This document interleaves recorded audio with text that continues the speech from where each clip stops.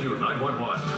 A shocking discovery. A car crashes into live power lines. I didn't know if he was alive. Now, rescuers must avoid becoming high-voltage victims themselves. We knew that if we moved him wrong, we knew we could paralyze him or maybe kill him. Then, a woman is held hostage. I didn't even the slightest the surprise that that woman was dead. By a crazed boyfriend with a loaded gun. On Rescue 911.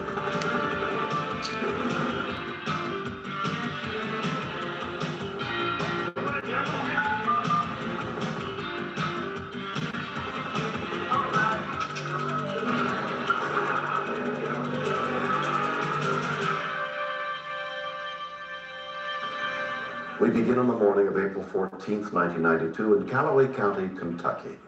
Herbert Frederick said goodbye to his wife Paula and headed to class at a nearby university where in less than 3 weeks he would be graduating.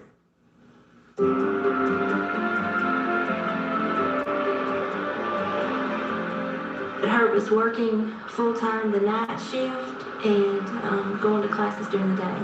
And he woke up late, so I hurried out the door.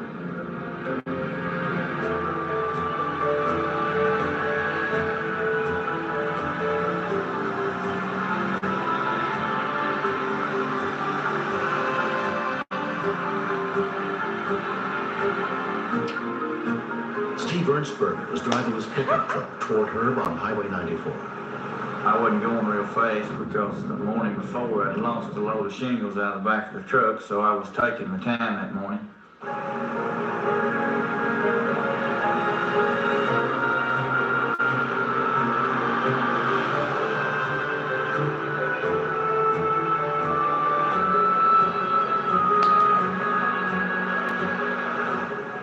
I looked up and I saw the car coming at me on my side of the road.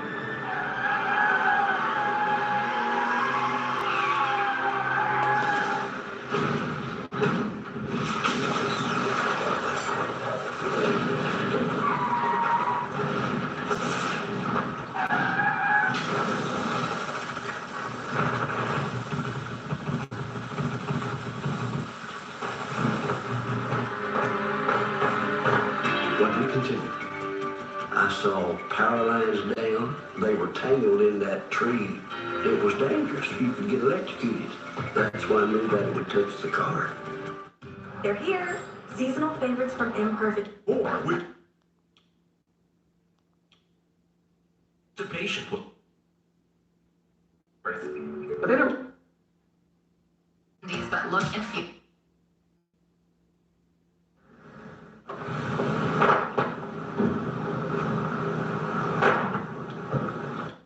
Frederick's car went out of control.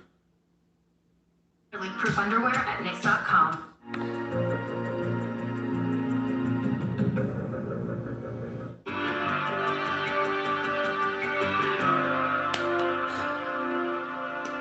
When Herbert Frederick's car went out of control, knocking over a power pole and slamming into a tree, Steve Ernstberger and some other passing motorists stopped to see what they could do to help.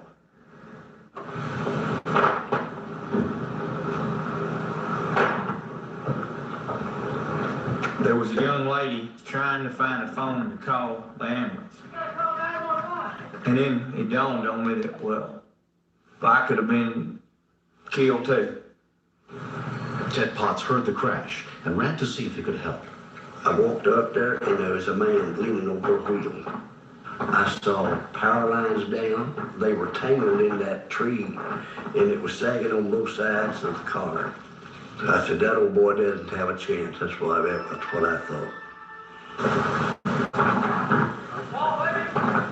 I said, well, Ted, you need to call the electric company too, because he's broke the pole. And there was probably danger of electrical shock. I didn't know if he was alive, to tell you the truth. It was dangerous. You could get electrocuted. That's why nobody would touch the car. So I figured he was dead anyway.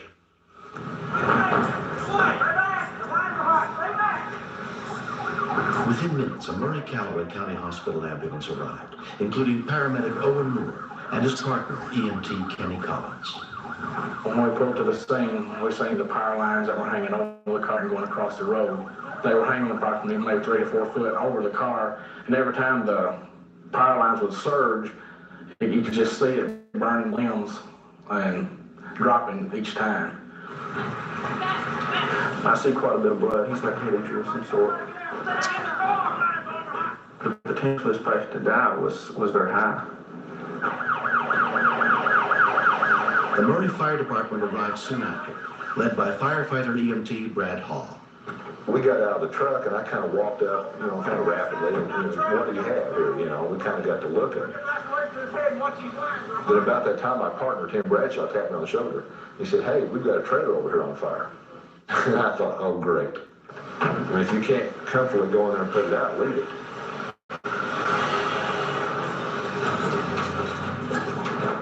We kind of just looked at each other. It's like, you don't run into a scene where there's power lines involved. You just do not do it, never.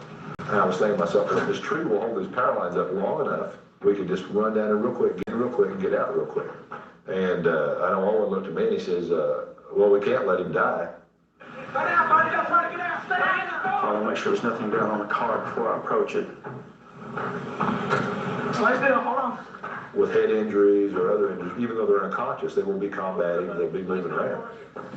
Hold on, we'll get you out here. Watch your lines up ahead. Where's the car? Come on right here. As time goes on, we're firing the tree.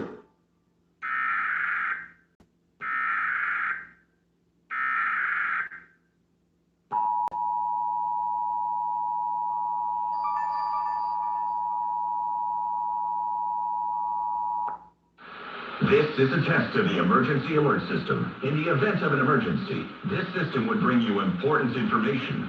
This test is now concluded.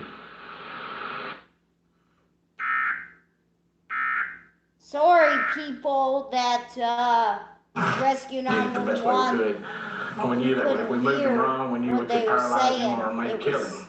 the station Let's test, go. Hold his head still, hold his head. but the audio's back. Stay down, sir.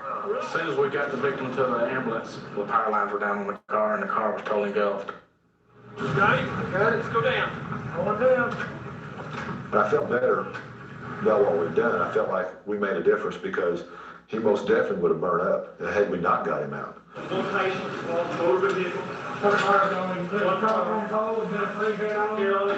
Paula Frederick came to see her husband at the hospital as soon as she was notified of the accident. I told him that I loved him, which is fine, and he was going to be okay no matter what it looked like. I just couldn't believe that he had an accident 2.5 weeks before graduation because he had worked so hard all these years to get it, and he had the wreck. 38-year-old Herb Frederick was transferred to Lourdes Hospital 50 miles away with severe head trauma. He was examined by neurologist John Coley. How many charges you got out of these both cards? He had a laceration over his eye. He had a contusion, that's from the brain smacking back and forth inside the skull. He had blood pushing on his brain on the left side. Herb? Reconstructive surgery was performed on Herb's shattered right leg. His wife, Paula, tried to cope with the uncertainty of his future. Herb would do anything for you. You just love life, and you were even working full time and taking classes and with a family. He's not even, he's so brilliant. I don't want that to be lost. Although Herb lost the sight in one eye, 3 weeks after the accident, he had recovered enough to be transferred to the rehabilitation center. Herb's made an amazing recovery. This is a lucky guy. He's coming back further than I think anybody thought he would. Had they waited until everything was just right to take him out, Herb might not be around right now. Look over towards me. Look at my finger. Follow it. When I was in the hospital, they said, "You're going home, what are you doing?" I said, "Let's see, I guess I'll have to wash clothes and wash dishes." And then, believe it or not, I have been doing that, and she really appreciates it.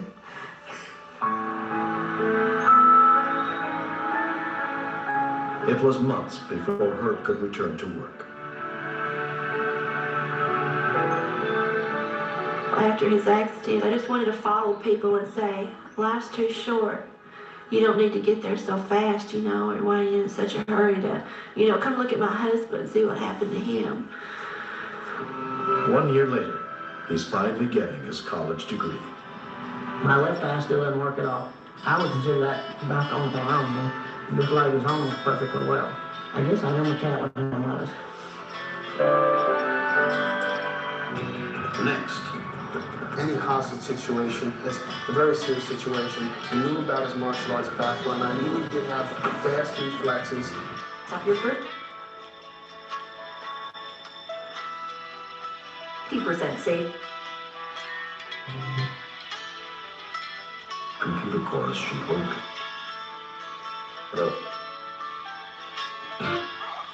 It's only available by going to gettopics.com. Coming up next on True Crime Network.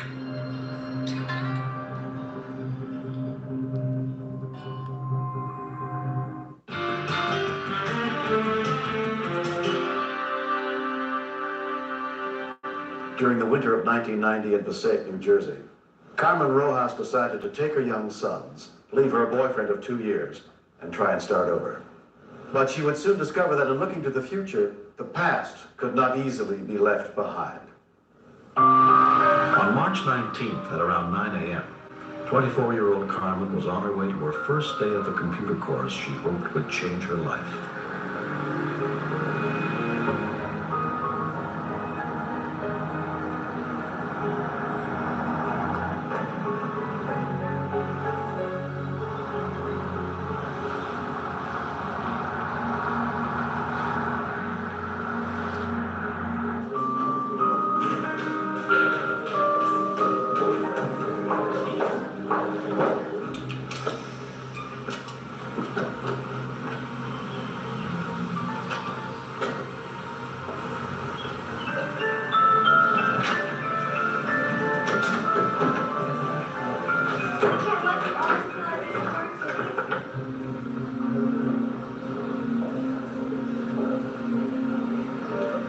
Among the students in attendance that day was Santa Rios.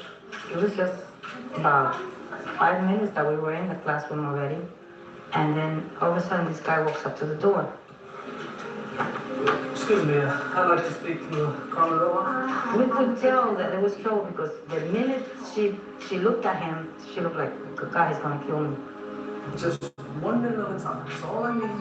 And the teacher goes to him, I'm sorry, sir, you have to get out of the classroom. You can't be here. Just leave, please. We all thought the same. He's gonna start shooting just to catch anybody. As students fled the classroom, someone called the Passaic Police Department for help. Where is this? Captain Arthur Gennaro was one of the officers who headed to the scene. It started to go through my mind that it was a very good possibility that this actor was the same person I had 3.5 weeks prior, when I was able to disarm him while he was holding a .38 caliber revolver to his head and threatening to kill himself.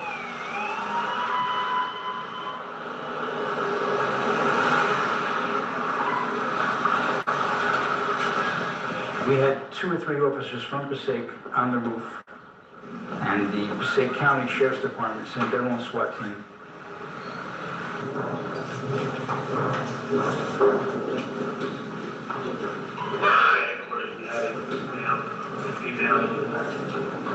Toward the head, classroom facing First Street, northernmost classroom.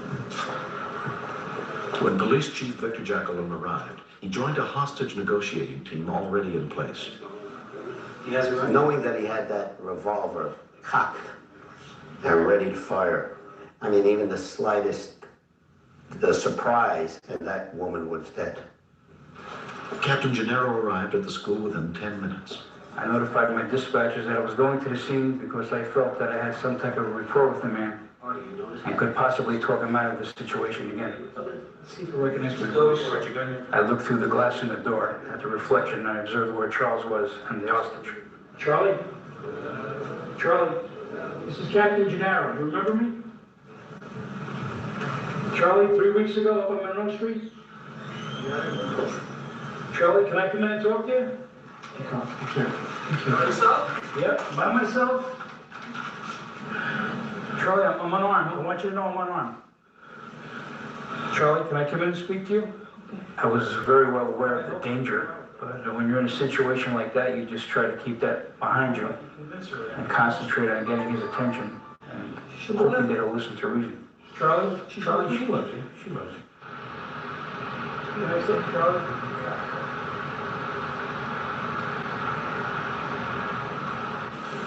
I'm unarmed. I came in here willingly to help you and Carmen out. Okay. Okay? Seeing him in the classroom, it was a different Charles. I'm here to help you and Carmen. I want to see us back together. He was very nervous. He was sweating. He seemed to be confused. He was scared. He was angry. Unpredictable. Charlie, we have to talk. She's not going to talk to you facing down the barrel of a weapon. Okay, relax. Nobody's going to... Charlie, just get somebody to talk. Get away from the door, please. He'd be quiet and crying and caring 1 second, and the next minute he'd be yelling and very angry and violent. She's scared. Look at her. She's shaking. She's crying. I believe that he realized I was looking for an opportunity to grab the weapon from him. And I think that's why he asked me to end the conversation at that time and leave the room. Ask Charlie and he'll get me, okay?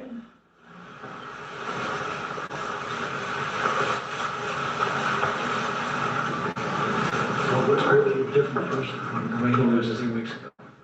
My thinking was just keep on talking. As long as we're talking, everything's going fine. County investigator Jerry Robbins was called in to negotiate when they heard he knew the suspect personally. Charles was like a brother. He was really like a brother to me. Whenever I needed help, he'd race out and give me a hand. I was thinking this was a friend that I'd known for 18 years that I might possibly lose because he had gotten out of control.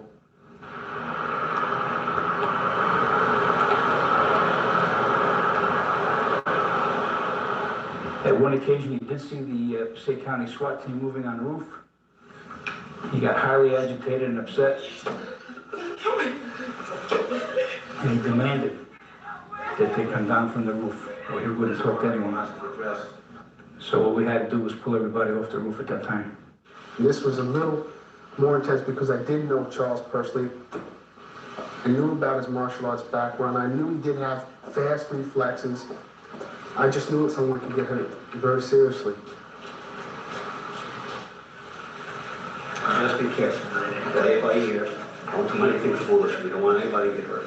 In hostage situations, you have to roll with the punches. You have to go with the flow. You can't plan step A, B, and C. Different things happen, and you have to be able to respond to those things that happen.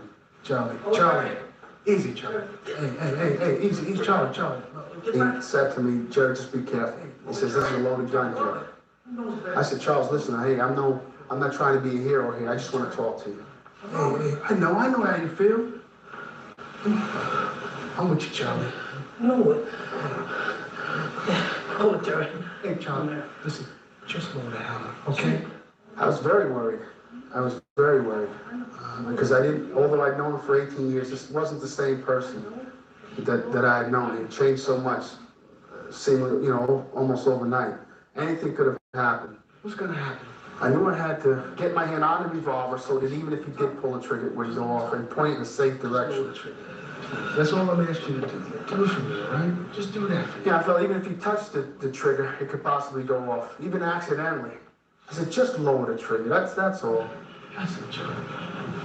Okay. Take the finger out, the finger guard out, okay? Just hold it over. I got it. That's it.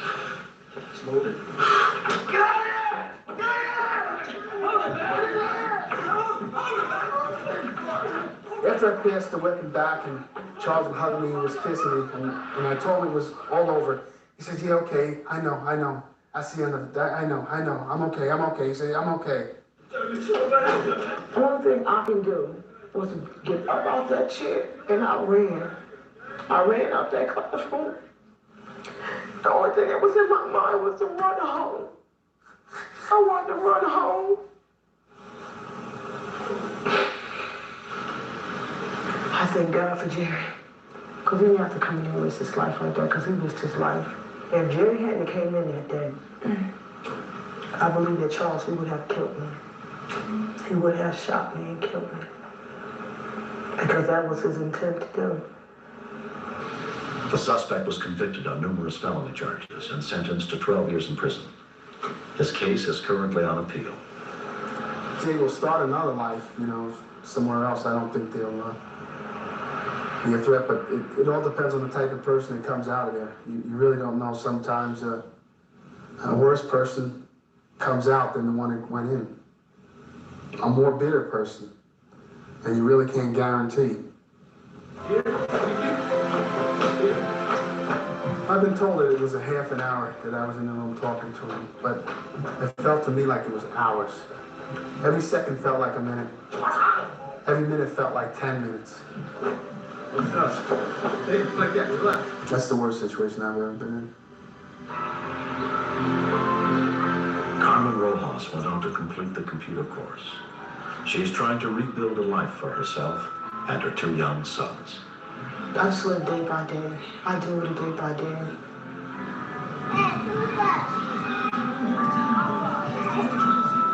My advice to these women in the situation I was in, like where you have a man beating you, you should tell somebody what's going on in your home. Never keep it a secret what's going on in your home. Go to your mother, go to your grandmother, go to your pastor. But don't let that fear stop you. Because that one time that you pick up that phone, it can save your life. You can escape it. I have, and you can. Oh, my stomach. What's wrong? It always happens when I eat. Bloating, indigestion. Always? Release melatonin. Pure weak system. You can't afford to miss.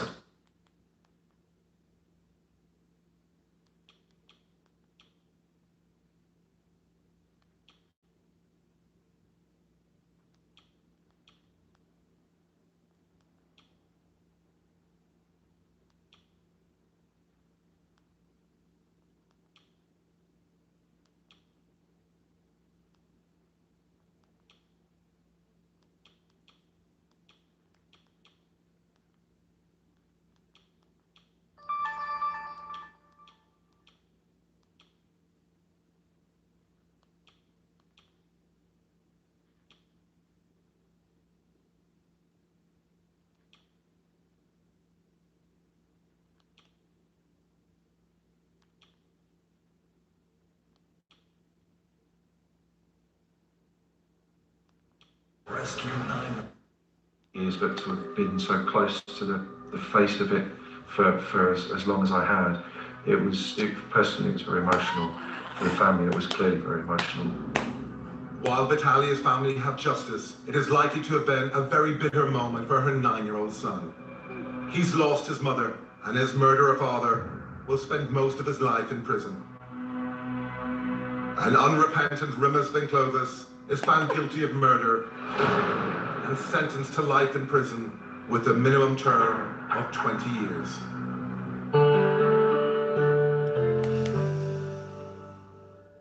First responders jump into action. Rescue 911 next. This is 911. You have an emergency. Today on Rescue 911. Child in danger. A toddler is the victim of a tragic accident. The heat that he was radiating was incredible. Now with 3rd-degree burns. The blisters were enormous in size. Rescuers must battle to keep him alive. Then, a courageous dog saves a child. She was a hero. Now rescuers must save her on Rescue 911.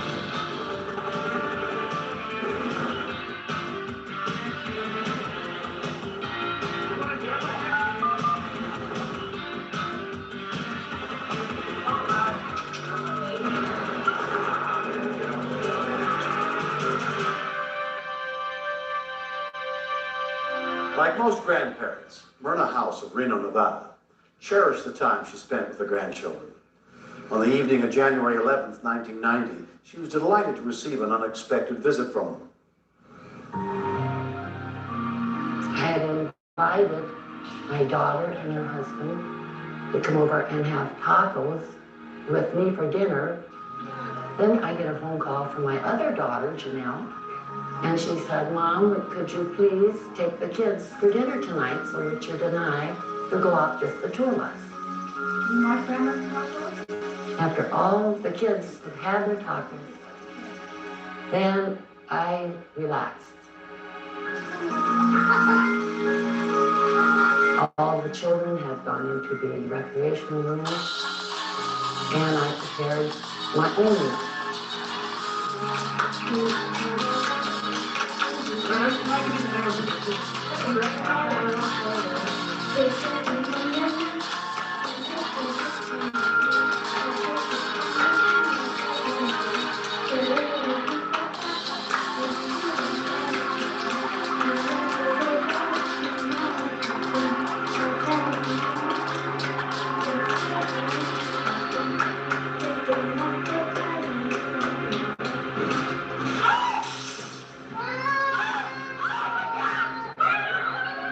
My mother picked EJ up, who was soaking wet from the head to his waist, which was obviously the oil. We knew what to do. We knew what to do. We knew to put him in water, that it could get burned anytime. Cold is the best thing. EMTs from Fire Station 8, only 4 blocks away, were dispatched to the scene. An ambulance from 3 miles further away was also sent. The heat that he was radiating was incredible. In fact, my mother's hands got burned very badly because she picked him up with his shirt on and took him into the bathroom.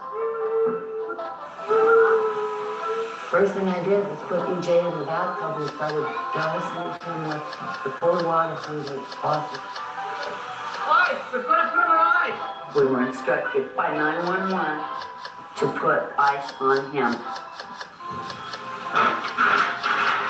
The 911 operator stayed on the line, continuing to give first aid instructions on burns. We took towels and wrapped him in wet towels from head to his waist.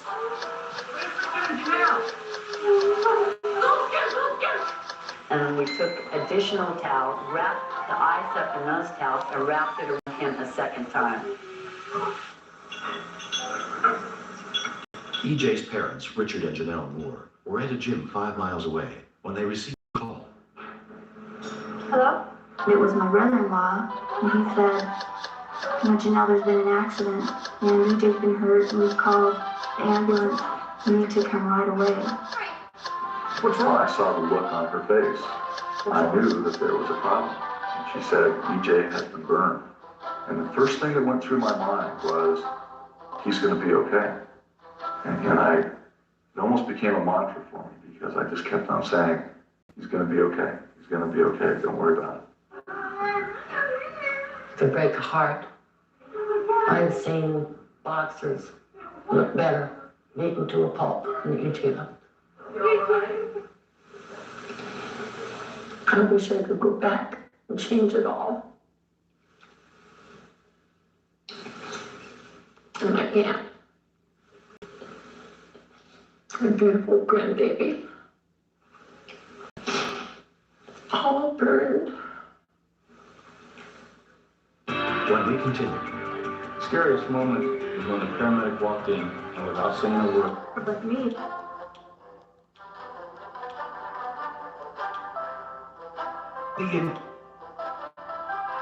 It's the best way to be aware and be safe.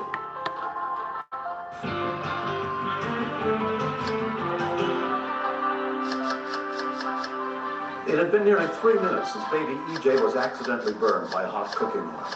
His grandmother had wrapped him in wet towels and was trying to comfort him as the family waited for rescue workers to arrive.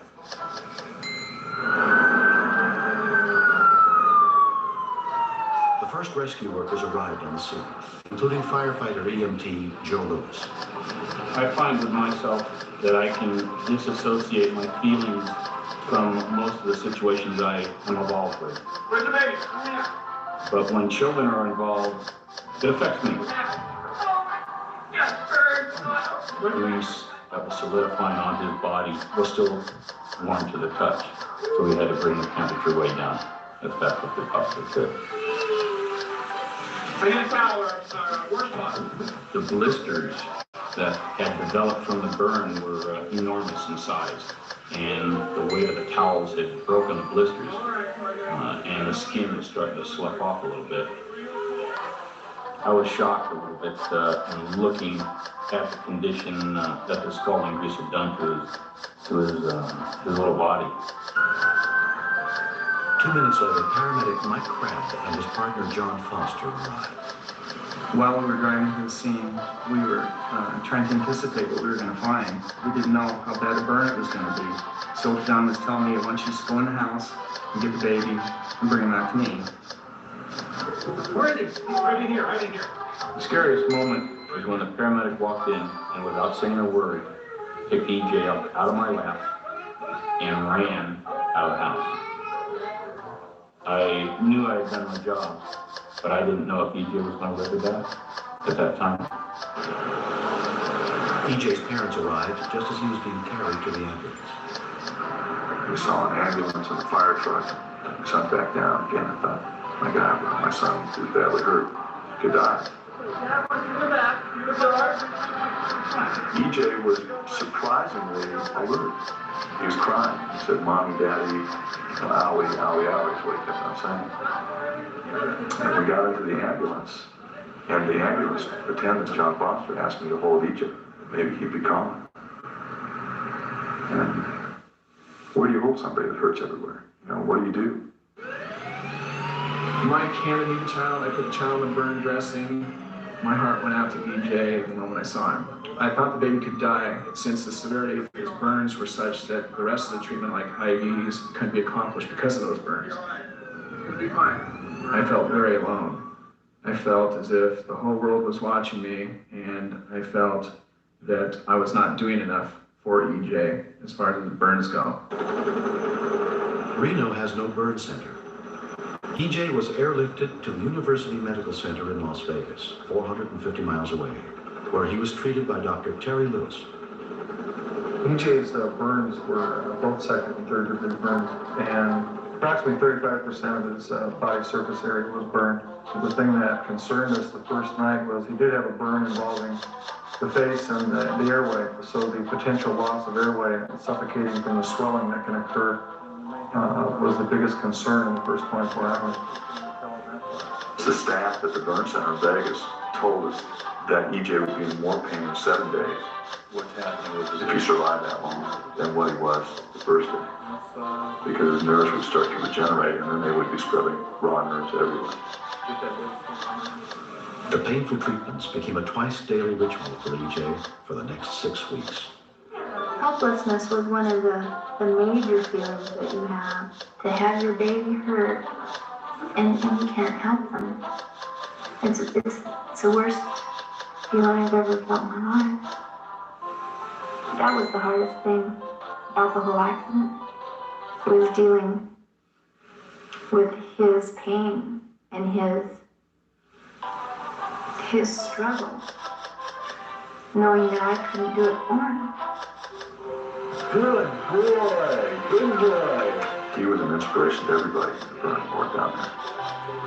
Because once the key to survival is to get up and get your body going as soon as you can.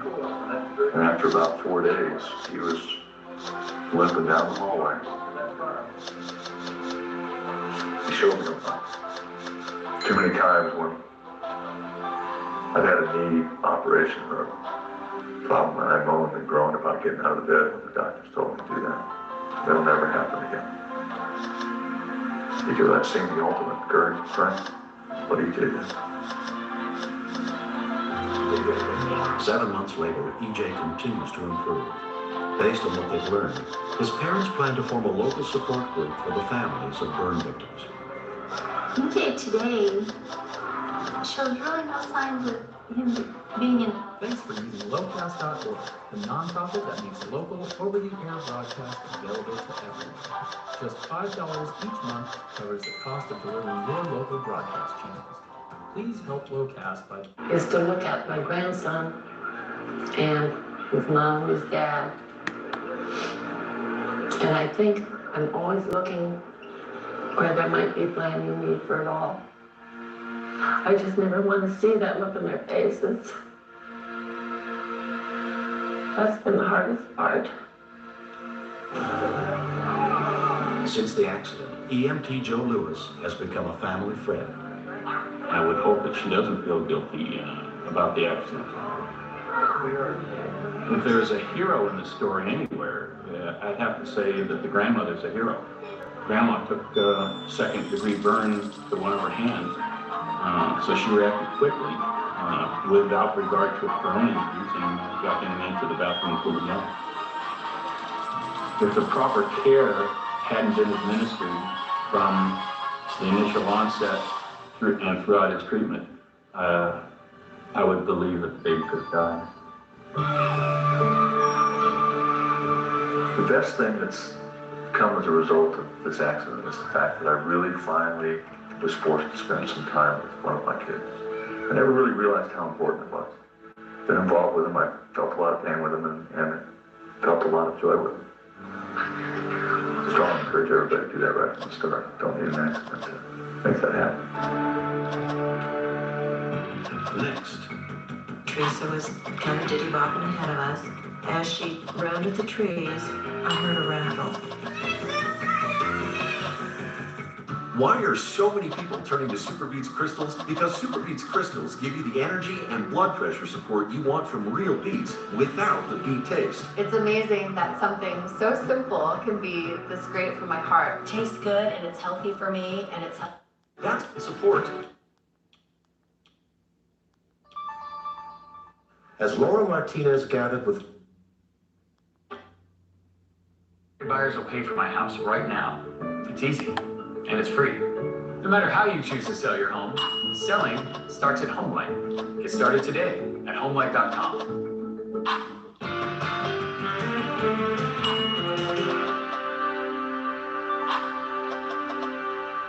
Sometimes those we least expect to step forward in a crisis are the ones who emerge as heroes. That was never more true than on the afternoon of September 7th, 1992, as Laura Martinez gathered with family and friends for a Labor Day barbecue in a remote area near Loveland, Colorado.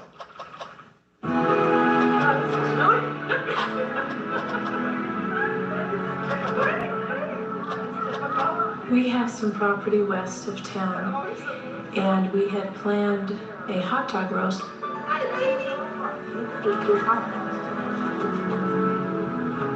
We had started putting out the food, the fire was going. It was just real festive. Everybody was having a great time. Everybody was real relaxed and just having a lot of fun. Laura's mother, Ola Thompson, was helping with the cooking. Lady is a lovable, gentle dog, but she's very, very lazy. She likes to be in the house. She doesn't like to go outside unless she absolutely has to, or unless we just push her out. Because she is overweight, we always make her walk with us. Well, as soon as we got down to the fire pit, she was out. She'd already done her exercise for the day, and she would be sleeping until it was time to leave. Ola's other daughter, Sandra, was also at the picnic. Audrey decided she needed to use the bathroom. Well, once she said she had to go, then everybody had to go. Bob took David and he went across the creek to where the boys go to the bathroom. Then Oma took Rachel and Audrey by the hand and led them up to where we go. We started off to the latrine area, and Teresa was kind of diddy-bopping ahead of us. As she rounded the trees, I heard a rattle, and I stopped.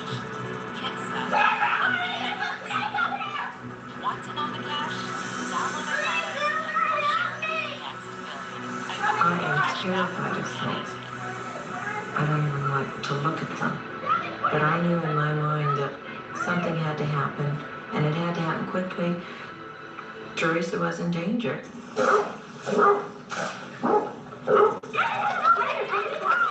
When I saw Lady, she gave me the break that I needed. She attracted the snake's attention. At that point, I could instruct Teresa which way to go.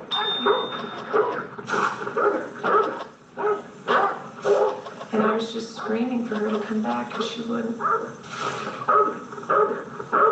She stayed, though, and fought the snakes until she felt that everybody was out of danger.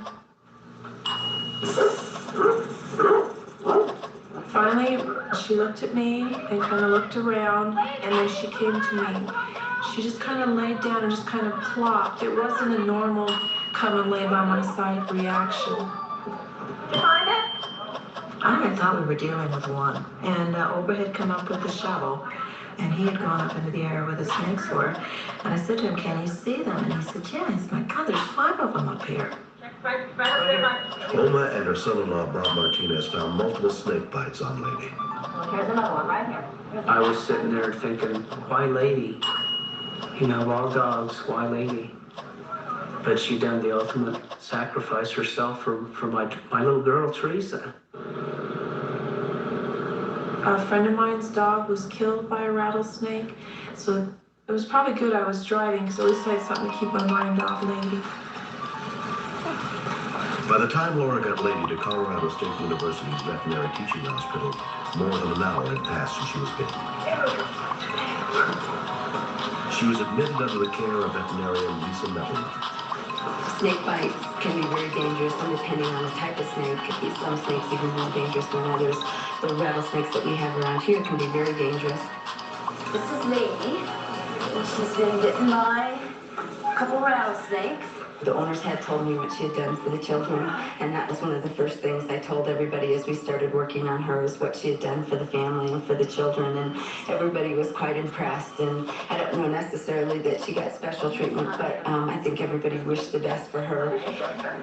We have a seat here. Let me tell you a little bit about how Lady's doing. When I talked to the family about Lady's condition, I was very upfront with them. I think it's very important to tell people what they can expect, and we did discuss the possibility that Lady might not make it. Now, there are different ways to treat this, and one way is with anti-venom. It's like an antidote. They gave me the option of whether I wanted to use the anti-venom. I said, do what you have to do. She saved my little girl's life. She took the snake bite for her. I just started crying then because she was a hero. But they didn't know if she's gonna live or die. Hi, guys. But I was really sad and emotional, knowing I'd have to come home and tell the kids. So we went home, and the kids were crying, and I was crying. And they asked me if Lady was alive, and I said she was, but I go, Lady might die. And she'll be okay. I hugged Teresa, and she started crying, and I started crying with her, and I said, honey, if Lady dies, you can remember she protected you from dying.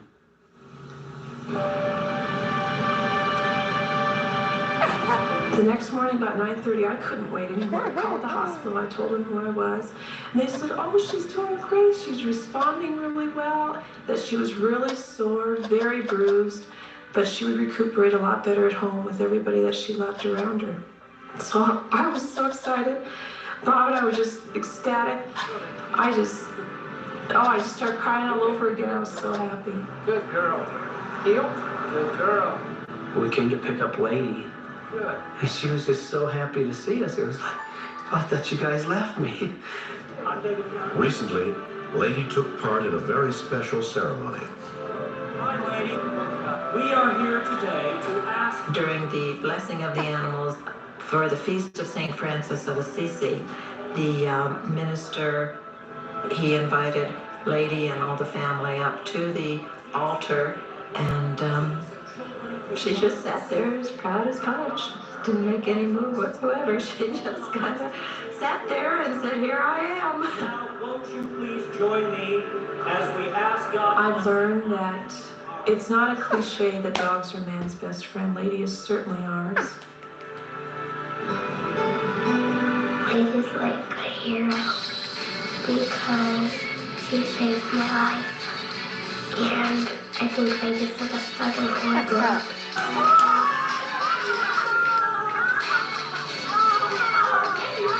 I really don't know what would have happened if Lady hadn't come in.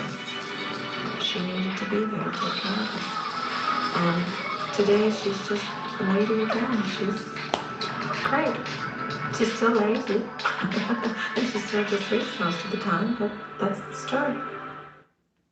They're here.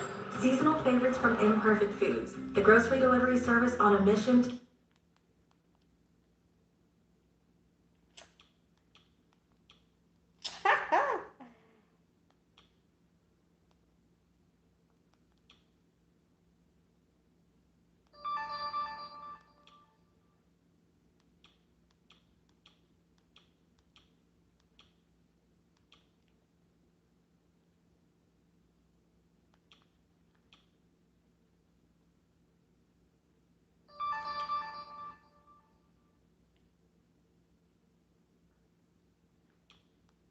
to build a better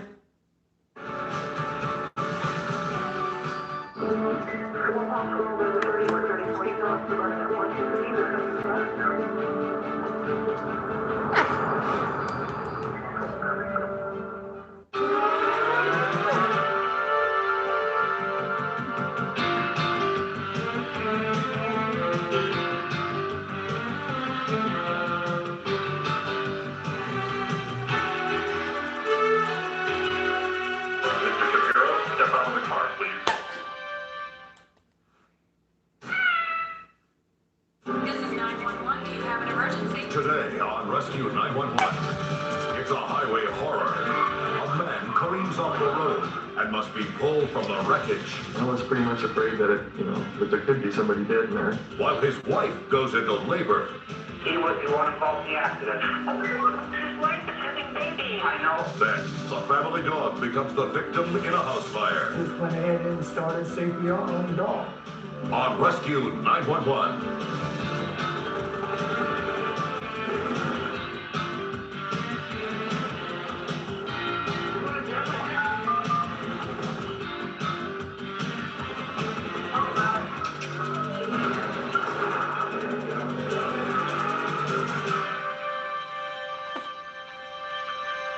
We begin in the pre-dawn hours of March 21st, 1991, on a dark country road in Clackamas County, Oregon.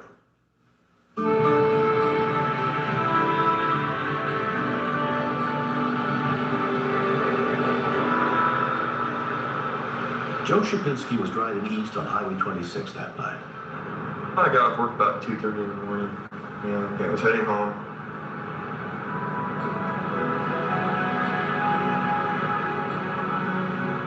The vehicle passed me doing at least 75, 80 miles an hour.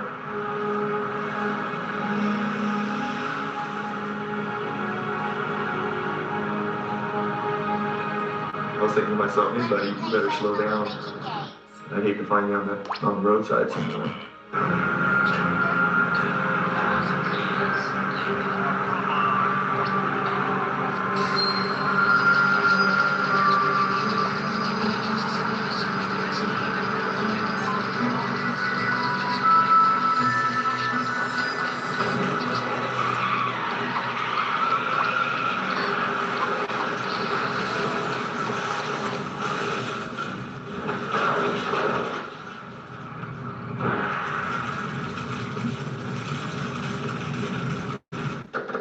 Dennis Galindo and his wife were awakened by the sound of the accident.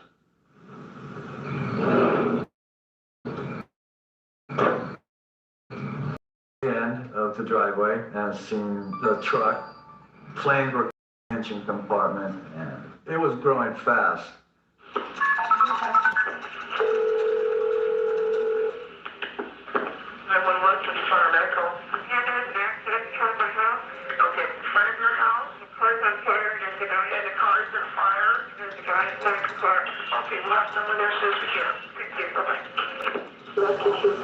Volunteers from the Hoodland Fire Department were dispatched to the scene. I see all this debris in the road, mailboxes and broken glass. And then I saw the vehicle.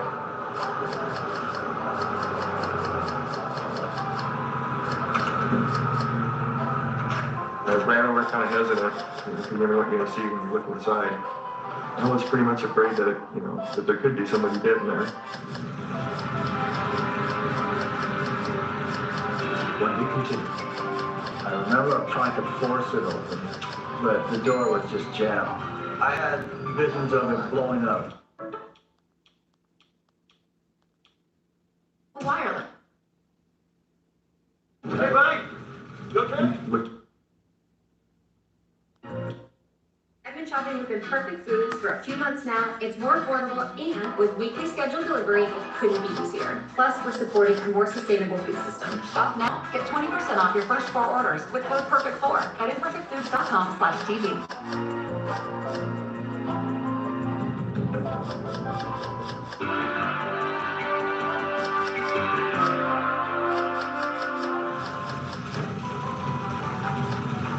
Hey, buddy! You okay? Looked in pretty sad shape. His face was all cut up and bleeding, and the fire was getting pretty intense. Yeah, buddy. I'm gonna get some help. Joe ran to the nearest house to call for help. I grabbed the fire extinguisher and ran back out. I seen the guy laying over on the passenger seat. He was completely out of it. His face was full of blood, and his nose was completely wide open. I could see right through his nostrils. I remember trying to force it open, but the door was just jammed. This time the flames were coming up the windshield. It was getting hotter. I had visions of it blowing up. Hey, man, come on, we gotta... And that's when another guy come out of the dark. Just a miracle. I was gonna need help. Come on. Hey, we gotta get him out of here. Come on, man. I tried putting out the fire, and it didn't have any effect. It just seemed to keep getting larger and larger.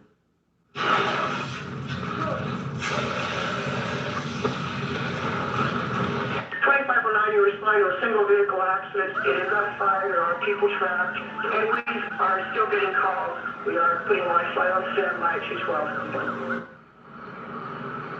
9 months pregnant with twins, Kelly Galatz was waiting for her husband Chris, a steel worker and volunteer firefighter.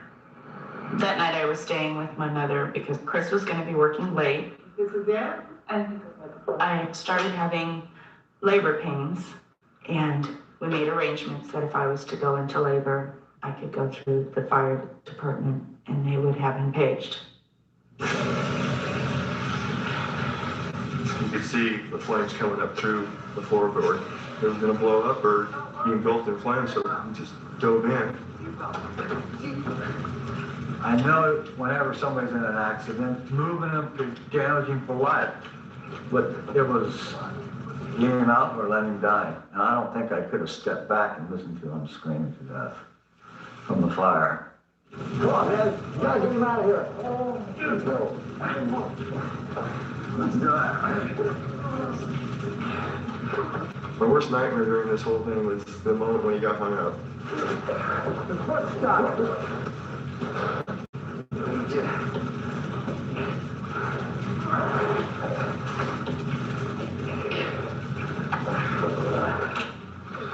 Come on. All right. Hey. Hey. Man, he's bad shape. I'm going to have some major serious problems. I was shaking the rest of the night. It'll be all right. A few moments after we got him out, I looked back and it kind of went kaput, and the whole thing was just engulfed. It was just like a big fireball. Okay, thanks. They said that he was probably on a call, that there was an accident, so they were going to try to get a hold of him there.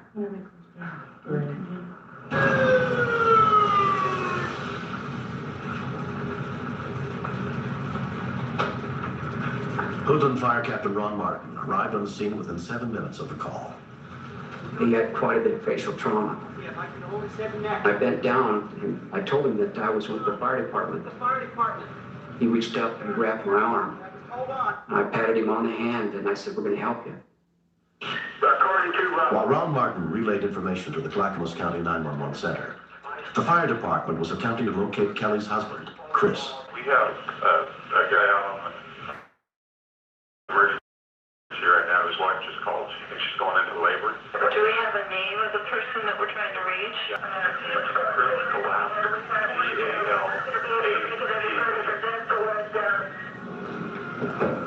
When firefighter EMT Barbara Matheson arrived, she took charge of the victim's care. Get backwards, Chico. Section, get on the stairway. The patient's face was completely covered with blood. His nose was split down the middle and laid on either side of his face. It was some of the most severe facial trauma I'd ever seen. And it was highly disturbing because I had never seen trauma like that on a viable patient anyway.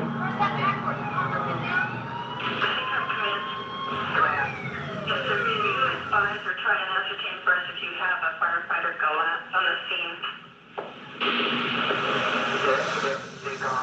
In the event that he should arrive on the scene in private vehicle, would you advise him to call home emergency?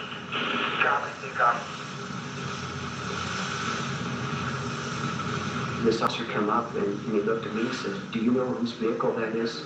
And I said, "Ooh." And that's when he said, "Chris Glasses." All of a sudden, something just dropped into my stomach and that vision went into my head of him grabbing my arm. Hi, this is 2509. Hi. Listen, don't worry about Chris Collapse. This is for your information only. No pass on.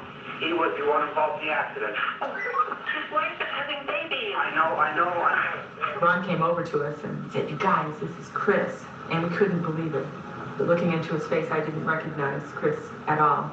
And I emotionally went on a roller coaster trying to reconcile the fact that this was one of our fellow firefighters that was lying here. If Dennis and Joe had not reacted as quick as they did, Chris would have been dead. There's no way we could have rescued him because it was fully involved when we arrived.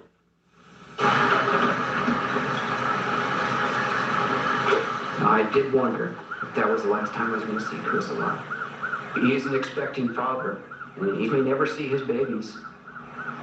And even if he does live, what kind of person is he going to be?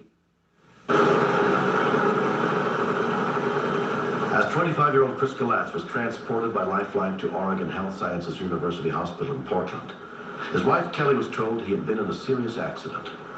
I didn't know what to expect. I thought that he was going to die. I didn't think I was going to see him again. I didn't think he was going to twins be born. As soon as doctors determined Kelly was not yet in labor, she went to be with Chris. It didn't even look like Chris. He was unrecognizable. But it was a relief when I found out that it was just his face. I mean, I expected a lot worse. Home broadband is critical for connecting to jobs, healthcare services, virtual classrooms, and much more.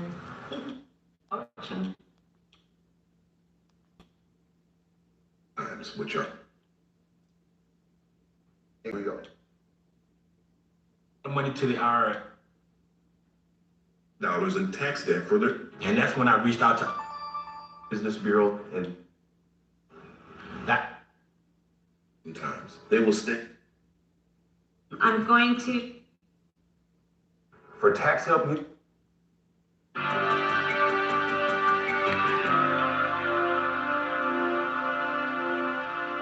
On the morning of July 6, 1992 in St. Augustine, Florida, Lonnie Silvestri was hurrying to get her 10-year-old son Stephen and 3 other children fed and on their way. But the whole family was about to discover that one rescuer's determination to save a life would far exceed the limits of his job. Much of the footage in this story was taped as the events unfolded. Hey, everybody, let's go. Catch him. We had to rush out and leave because we had to go to camp.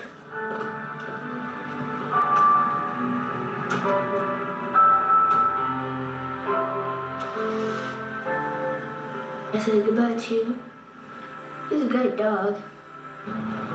We decided to leave him inside the house because he usually do sometimes.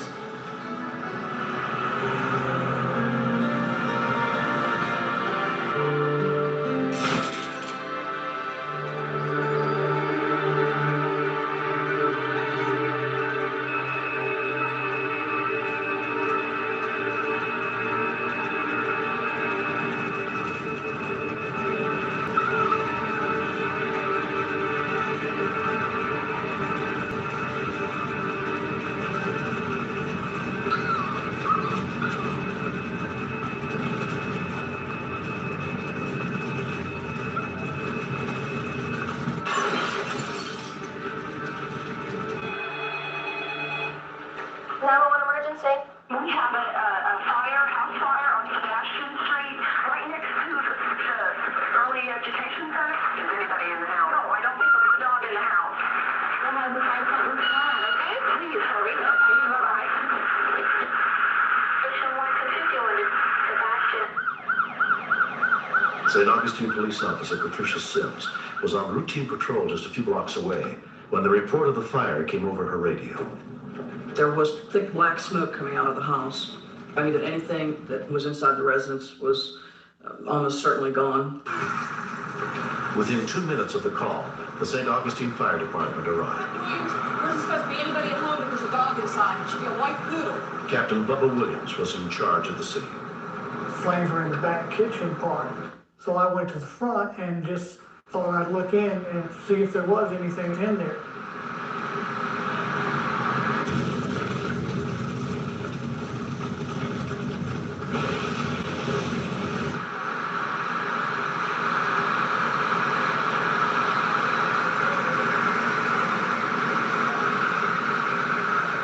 I shook the dog and there was no response whatsoever.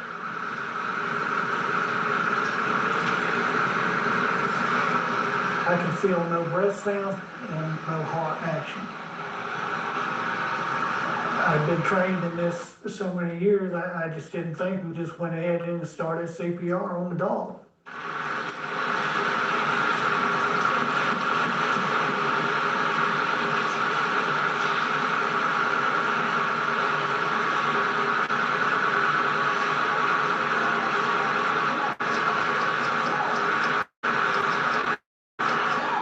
There was still nothing, no response whatsoever.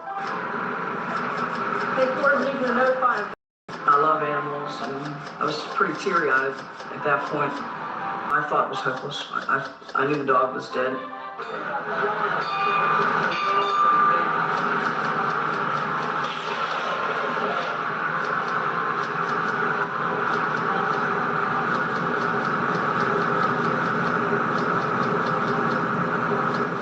Teacher Lisa Moran and her students watched from the school nearby.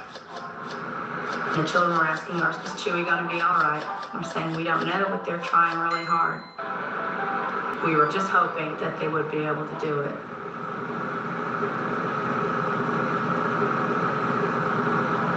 As he continued to administer the CPR, the dog began to move his head. And then the dog started choking and breathing on his own. You got a heartbeat. I was just amazed. I thought then they probably had a chance. Police called the local veterinarian, Dr. Eric Searcy, who came over to help treat Chewy.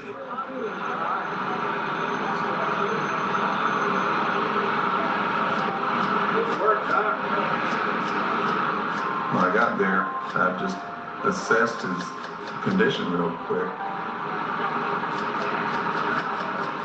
His heart rate was in the normal range, and his lungs sounded good.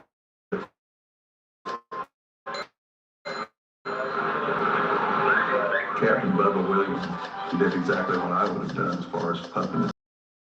He just did what came natural to him. He certainly saved Chewy's life. Captain Williams was very humble about the rescue. But I said, you did good, Captain. you did great.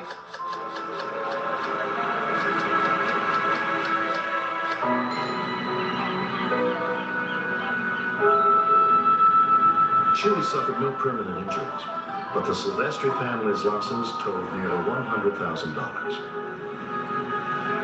My family and my friends have given us clothes and things just to get us going again. Support have meant everything to us. That's what's been an extremely difficult time, especially with the kids.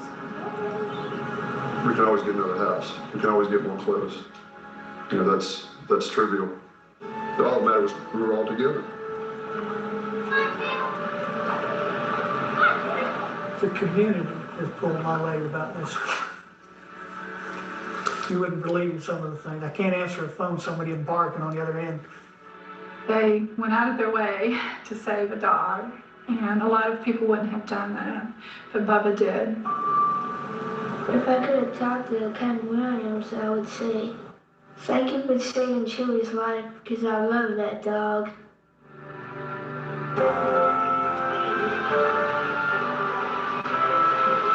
They were the first ones called in after a chilling discovery, following a trail of clues.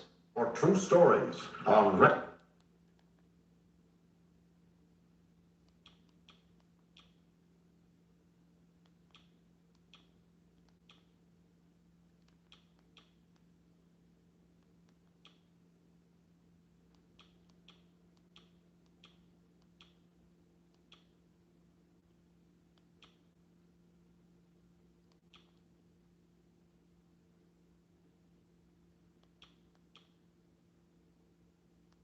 Rescue.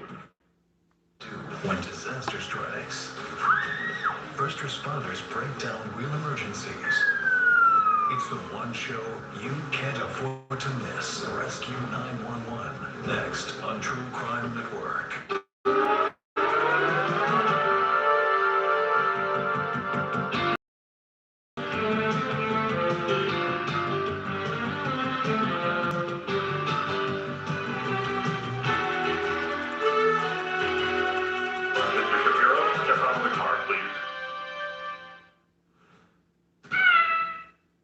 First responders jump into action. Rescue 911. Next. This is 911. Do you have an emergency? Today on Rescue 911, a striking discovery.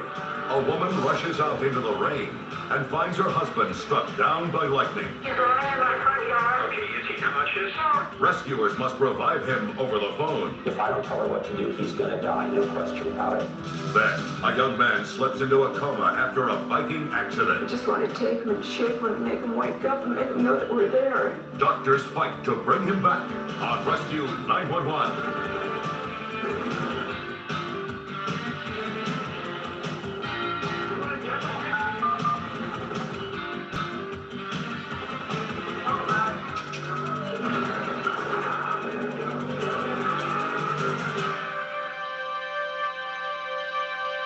During their 7-year marriage, John and Lynn Endicott of Lakeside, California, had rarely been able to take a vacation. On September 5th, 1991, when they returned from their first vacation in 3 years, they had no idea how much their life together was about to change.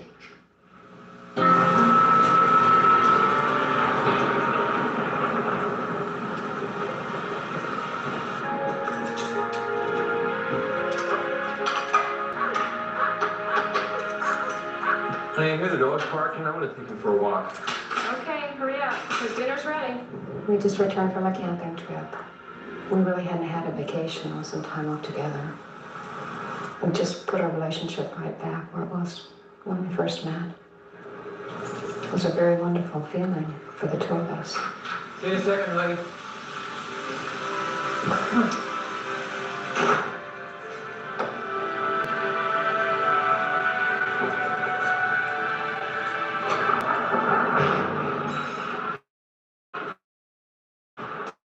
I was absolutely terrified because I knew that lightning was close and I knew he was out there.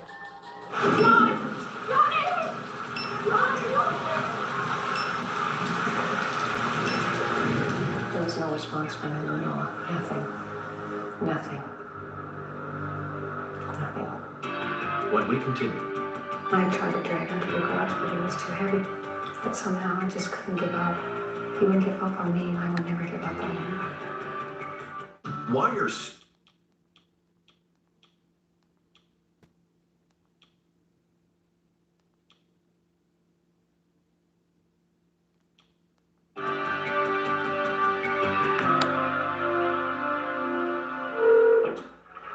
medical emergency? Oh my God. Okay, what's the address there? The call for help came into Heartland Communications dispatcher, Scott Cullen. Off of Cricket Creek, he's running in my front yard. Okay, is he conscious? No, he's not. Is he breathing? Is he breathing? Please, what do I do now? They're on the way, they'll be right there, okay? I could tell by the emotional level that it was something pretty serious right away. Can you bring the phone out where he is? Do you have a... Yes, I can. Help me, God, help me. I kind of hesitated about starting to give CPR instructions because technically I haven't been told that I can do this. Are you out there? Okay, are you near where... Though Scott had just completed an emergency medical training course that day, legally, he was not yet allowed to give medical instructions. They're on the way out there now, okay? They'll be there in a short period of time. Okay, is he breathing? Okay, is there any way you can get him to near where the phone is? Can you drag him near where the phone is? All right. Okay, they're already on the way, okay? I'm just staying on the line with you. I knew that we had to get him near the phone, and it was totally up to her to do it. I grabbed him and tried to drag him to the garage, but he was too heavy. The first thing I thought was I was going to spend the rest of my life alone without him, and I couldn't do that. And I don't know, I just got the strength somewhere down inside of me and got a hold of him and dragged him to however many feet it was to the garage. Okay, is he over? Is he by where you're at? 10 feet away. Okay, I want you to shake his shoulders and yell at him. Make sure he's unconscious. Do it now. The initial objective before you want to start doing CPR on anybody is make sure they are not conscious, they do not have a pulse, and they are not breathing, because you can tell you if they don't need CPR. Okay. Okay, did he move or respond at all? Is he breathing? No. Okay, you're sure? Positive. Okay, the engine is going to be there in just a minute. No, I can't see the window, but not here. Help me down. If you lose your job for doing the right thing, then you lose your job. You know, there's a moral imperative here. If I don't tell her what to do, he's going to die, no question about it. I want you to go kneel on the side of your husband next to his head. Okay, I want you to place the palm of your hand that's closest to his feet under his neck, and use your other hand to put it back on his forehead and tilt his head back. Do it now. As soon as I was on my way back to him, I knew what the answer was already. I knew there was nothing there. He's still not breathing? No. Okay, listen to me. Calm down. We're going to get through this. I want you to pinch his nose shut with your fingers. Got it. Take a deep breath and cover his mouth with your mouth and make a tight seal. Okay? Blow into his mouth and watch to see if his chest rises. Do it now 2 times. It rises. It's making a glubbing noise. Okay. With your index and your middle fingers, touch the center of his neck by his Adam's apple. Slide your fingers toward the back of the neck into the groove and feel for his pulse. Do it now. There is no pulse. Okay, the paramedics are going to be there. I want you to... I was very nervous because there was no question that he was basically clinically dead. Okay, I want you to place your second hand on top of the first and rapidly compress the chest 2 inches with your hands. I want you to rapidly do this 15 times in 15 seconds. 4, 5, 15 times. 7, 8, 9, 10, 11, 12, 13, 14, 15. Okay, now take a deep breath and pinch his nose and blow into his mouth like you did before. Be sure to make a tight seal. Do it now. He's just blurting it out. Okay, is he breathing? No. Okay, I want you to keep doing that till the paramedics get there. 2, 3, 4, 5, 6, 7, God, 8, You're 9, doing fine. 10, 11, 13, 14, 15, died. Okay, 2 breaths. The more I did the compressions, the more frustrated I got because there was no response from John at all, nothing. Don't die. Don't die. Okay, don't stay calm. Just keep doing what you're doing. You're helping him. With a full rest, you start CPR, you don't stop until somebody comes in and takes over. You have to make them understand that they are helping, doing what they're doing. 11, 12, 13. Tell them to come quicker. They're on their way. They're right here. Okay, Within 12 minutes of the call, the Lakeside Fire Department arrived, including Scott Cullen, who was on his first call as a paramedic. To the side, please. To the side. My initial concern was the fact that there was still lightning striking in the area. So my first concern was to get the patient quickly loaded into the ambulance. The patient was in a rhythm called a systole, which is also known as a flat line on the monitor. The patient was clinically dead. I asked them at the time, were you able to start his heart on his own? And they said no. It didn't look very good. But somehow I just couldn't give up. He wouldn't give up on me, and I would never give up on him. Ever. Let's go ahead with epinephrine. We'll give him some epinephrine. We gave the patient several rounds of medications and we got no response. At that point, we felt that the patient probably would not survive.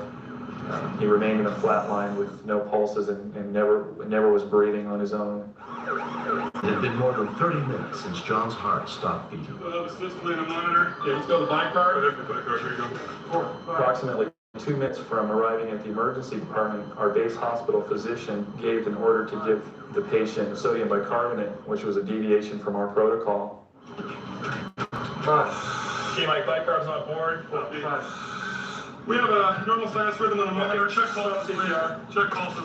Apparently the base hospital physician knew what lightning did to the heart, but I don't think that any of us felt that he would survive this event, even though he did have a pulse when we delivered him.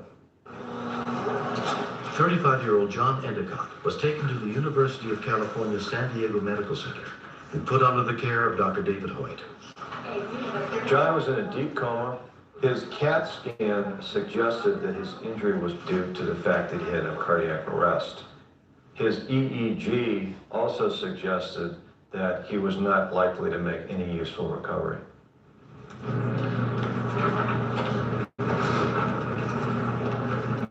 The doctor finally came out, and they worked on him for over an hour. I've tried everything. I don't think he's close. And the first thing he did was he gave me my husband's wedding ring.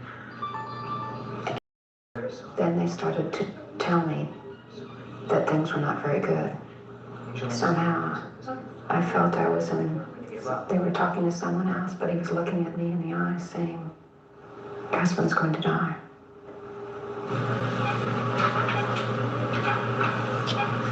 I would go in and talk to him or hold his hand. I always touched him. I was always talking to him, telling him what was going on, that I missed him and I loved him. I used to sing to him, Johnny Angel, Johnny Angel. But I never gave up hope. They were talking about if he lived, he had a 1% chance of becoming a functioning human being. That's like somebody that can get out of bed and that's about it. Has no thought process at all. After 2 weeks, amazingly, Lynn did see a change in her husband's condition. Just walked right over to him, leaned right down to him and gave him a kiss right on his lips. And he kissed me back. So I did it a second time, just to be sure that I wasn't imagining things. And he kissed me back. The second time. That's when I knew. There was someone in there and he knew who I was. 5 weeks after being struck by lightning, John was released from the hospital. But it took 20 months of speech, physical, and occupational therapy before he could return to work. I'm happy to be alive. I want to thank everyone who saved my life. Without their help, I wouldn't be here today. I hope someday I can repay them. He's got short-term memory problems right now. And sometimes his reactions are a little slower than they used to be. But physically, there's no scars or any other problems. He's just not quite as strong as he used to be, but through time that will come back. It truly is a miracle that he is alive. The most amazing thing to me about John's recovery is the fact that we were wrong. We had lost hope. His wife did not. She saw us through that extra week, and that made the difference. And I think there's no question that had she lost hope at that point, that there may have been a different outcome. It's wonderful to have him back. And we'd like to go on someday, maybe even have a family. And we just are glad to be back together. Carmen, the 911 operator, didn't do just what he had to do. He made a judgment on his own to give me that CPR information. And my husband is alive because he made that decision. I could never tell him thank you enough. I've been a dispatcher for 9 years, and this last year is the first year that they let us give these pre-arrival instructions. A lot of people are under the impression that when they call 911, that the people on the other will tell them exactly what to do, CPR, mouth-to-mouth, whatever. But the sad fact is that most fire departments do not allow dispatchers to tell them what to do. There's nothing more helpless as a dispatcher when somebody calls up and they're saying, what do I do, what do I do?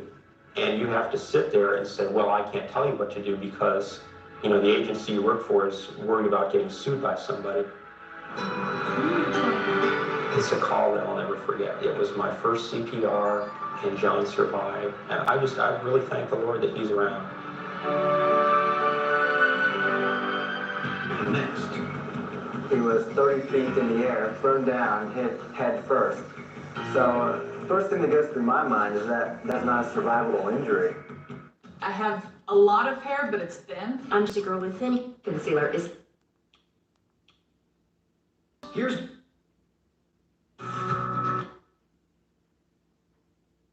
On any given day, in emergency rooms around the country, as life or death decisions are made, hopes and hearts are saved and broken forever. This story is not a recreation. It's a look inside the trauma unit of Shock Memorial Hospital in San Diego, California. January 26, 1992. A young man injured in a motorcycle accident is brought in by Life Flight.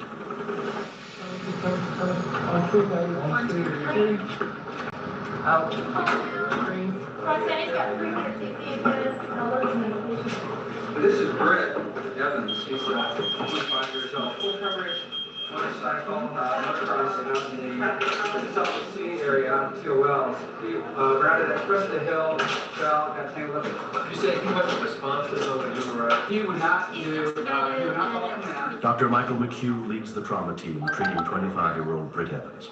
When Britt arrived, he had a bad brain injury as well as a collapsed lung, and that is a bad combination because as his oxygen level in his blood diminished, his brain injury would have become worse. Do we have something I can just wrap this arm with? Any kind of curl? It's very difficult to say how head injuries are going to go because the initial impact to the brain does not necessarily say how things are going to go in 2 to 3 days. What we call petechial hemorrhage, just little pinpoints of hemorrhage. Not anything surgically that can be done to fix it, but it just means that he's had a significant brain injury on the right side of his brain. Although Britt is in a deep coma, his parents, Georgine and Bob Evans, are allowed in to see him. Hi, Brett. Mom and Dad's here. Everyone's done so well. A lot of praying's being done. I don't know if you can hear me or not. My thoughts that went through my mind when I saw Brett in ICU was, God, how could this happen? In good hands, Brett. I felt that we were going to lose him.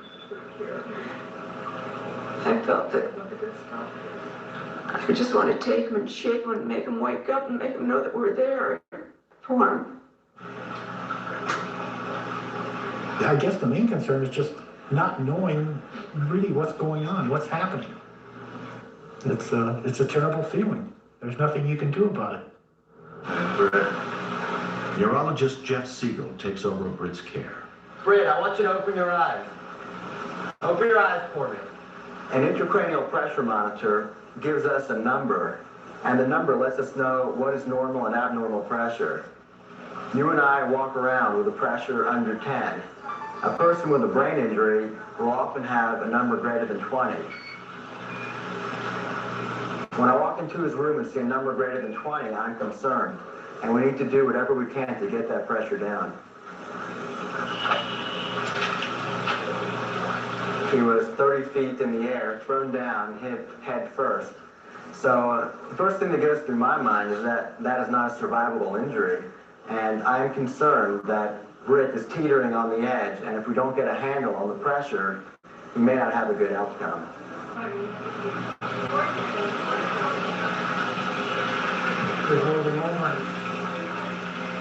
Hi, Brett. How you doing? It's Thursday. I've been in here 5 days. It's about time you wake up and start talking to me. I don't know if you can hear me or not, Brett. Your brothers are all worrying about you. Your friends have been calling. I've been telling Britt that we love him, that everybody's been calling, that we're behind him, just to get well and come back to us. That's it. Hey, Britt, can you hear me? Huh? He's just laying there, you know, he looks like he's dead, other than the machine pumping. And when you walk into the room, I don't care how much you like to look at him, the first thing you look at is the meter, and you stand there and stare at the meter. And you're just sitting there saying, go down, meter, go down, you're not supposed to be up to that high. A lot of prayers are out there for you. I feel like I just want to explode. I let him open up his eyes and say, Mom, it's going to be okay. I'm going to be okay. You got a nurse here. When that happens, then I probably just totally break down, let it all loose, cry and cry and cry. As long as he's alive, I'll take care of him the rest of my life, if I have to.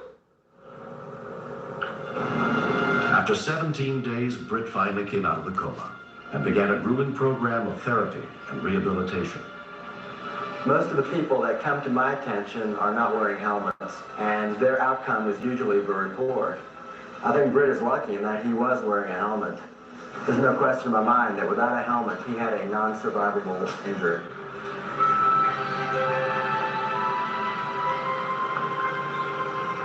I think I was the happiest mother in the world when I saw him open up his eyes, because I knew at that point he was going to make it. And talk about a miracle. Britt had a miracle. He had God on his side and the guardian angels. When you get on a powerful bike like that, you know, I felt that he was bound to get hurt. But never anything this serious.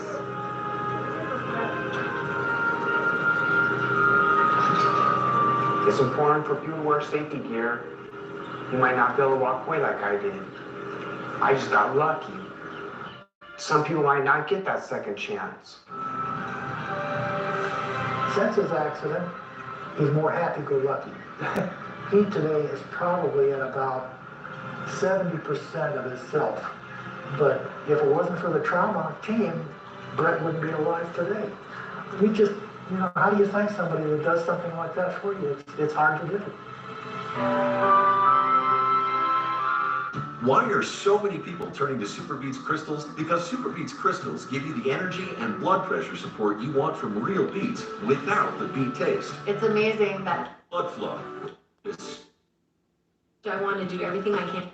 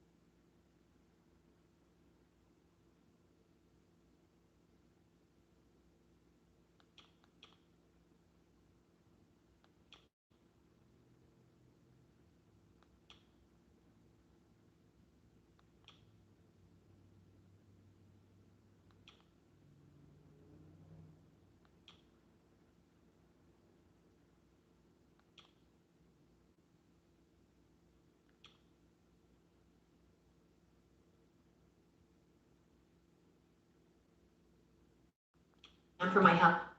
Going, you know, this could actually do it. This could be the final number, but I just didn't know. I didn't want to end up on that little ledge. There was too much more to go back home to.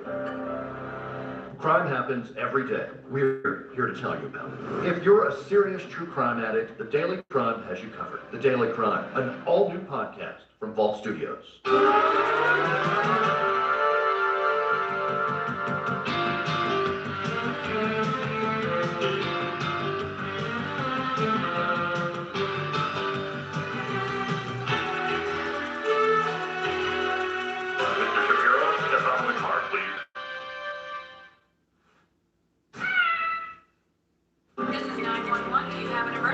Today on Rescue 911, a bicycle nightmare.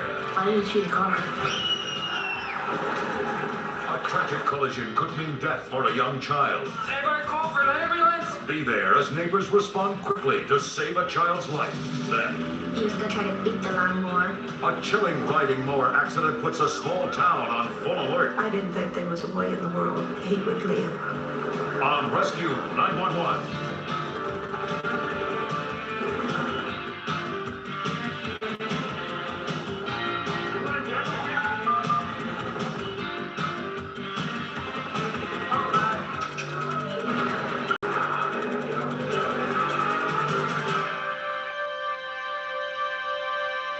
On October 9th, 1989, Kathy Swift was at a suburban home in Cheltenham, Pennsylvania, where her 8-year-old daughter, Vicki, and her son, Stephen, were playing together. But before the day was over, they would discover that a split second of carelessness can forever change a life.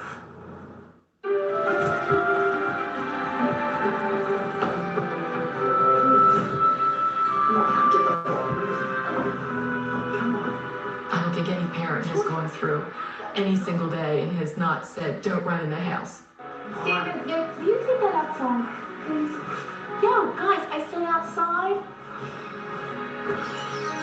I had one of the kooshball things, and Vicky wanted it. I said, if you want the ball, you gotta come get it. Just had my hand started running. She came in and got her bike, and then Vicky was chasing me out the street.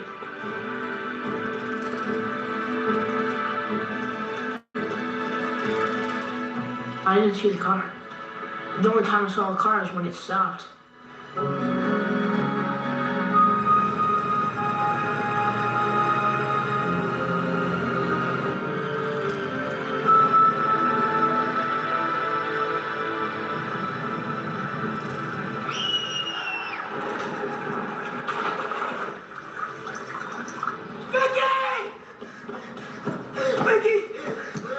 She had her mouth open and she was turning her head and she was moaning.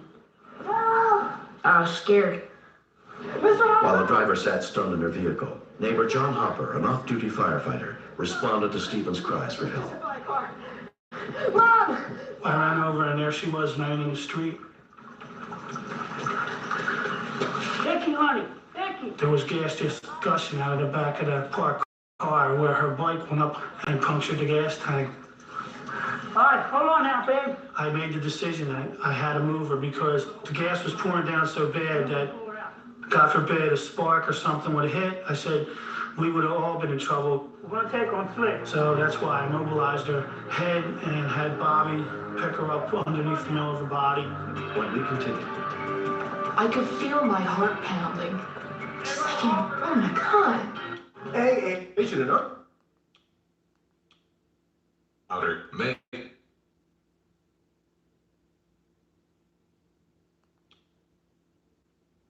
Heart pounding. And I could feel.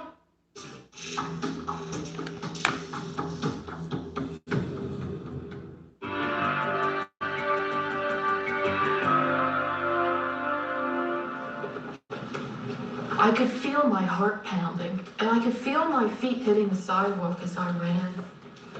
Just thinking, oh my God. It sounds like life stops. Vicky's father, Stephen, had been taking a nap when he was awakened by his son's screams. Go ahead. I was trying to convince myself that she was going to be okay. It's just a little bruise. Everybody call for the ambulance. And I just knelt down to her and held her hand and said, she's going to be all right because Daddy's here. Come on, stay with me, babe. Come on. Come on, babe. Stay with me. Nobody let me go to Vicky. Nobody let me see her. But Sue caught me, and my first question was, is she breathing? And I, in fact, lied to her and said, oh, I'm sure she's fine, and really I did not think she was. And my first thought was I thought she was dead. Within 5 minutes, Cheltenham emergency and fire rescue units arrived on the scene, including EMT Harry Hall. The anxiety level just increases incredibly, especially when it's a child that gets hit by a car. She's still got 17. No, she's drifted in and out. We found that there was a laceration behind her ear. There was a golf ball size hematoma in the left forehead. I didn't take nothing off. When you have an unconscious victim, you never know how serious the injuries are. You can only assume the worst. Come on, Vic, Vic. There was no movement, and we also noticed a sign of posturing. So we needed to get her into the hospital as soon as we could. A large laceration on the back of her head. I remember pleading with everybody that I knew to pray for her. Come on, Vic. And I remember just crying and saying over and over and over, don't let her die. When 8-year-old Vicky arrived at Abington Memorial Hospital, a trauma team was waiting, including nurse Nancy Hess.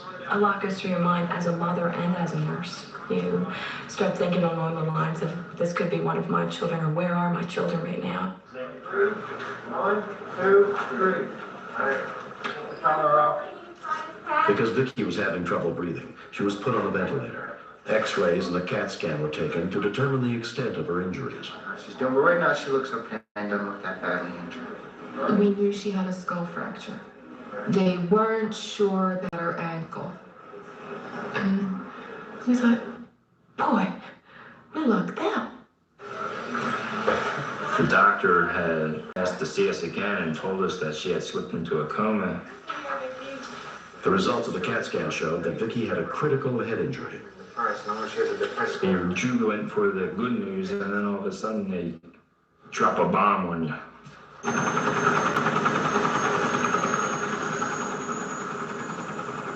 Vicky was transferred to Children's Hospital of Philadelphia, where she was examined by the director of the trauma unit, Dr. John Templeton. After she was here, we determined that she wasn't wearing a helmet. The main concern is that told us that all of the force was transmitted directly against her skull and therefore against her brain as well. Vicky was put under the care of neurosurgeon Anne Christine Duhame. The thing that one worries about the most is pressure inside the head, caused by swelling of the brain. Because of the injury. And that is a serious problem that we have to work very hard to control. You know, we talked about those pressure waves. We're beginning to see some. Her initial pressure was okay, but over the next 24 hours, it began to go up in spike waves. Other reflexes. That night, around 3 o'clock in the morning, the doctors and the nurse came in to notify another parent that their child had just died.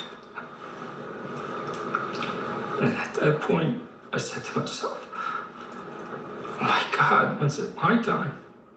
No, we don't want you to. If she had a period where the pressures went up and in spite of everything we couldn't control them, then she would have gone on and become brain dead.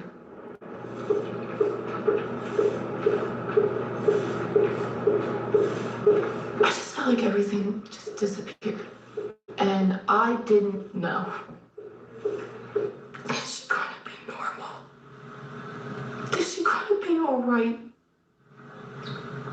But she's not doing that now. In fact, she's acting much more normal. After 2.5 weeks, Vicky showed real signs of improvement.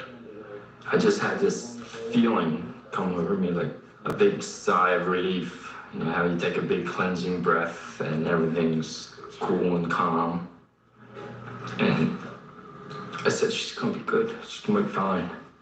There's nothing gonna be wrong with her. She's gonna recover. Vicky underwent a year of therapy to improve speech and motor skills affected by the injury to her brain. 3 years after the accident, her recovery is remarkable. People marvel when they see Vicky today and then they hear her story. And sometimes I think, was it real? Because Vicky is so good. She brings this exuberance to life. She's the kind of girl who you know is going to get somewhere in life. Because I don't think she's going to let anything stop her. The process still holds it up. Yeah, in school I'm doing pretty good. Because I like to read, and when I grow up, I want to be a teacher and an author. The last real bringing of any consequence occurred on February. I was happy that she came out all better. Well, she's still not the perfect sister.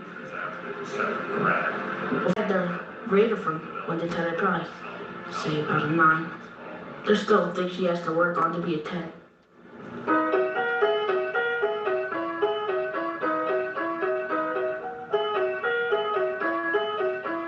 Nobody comes through an injury like this completely the same person that they were. Vicki is awfully close, and we're delighted.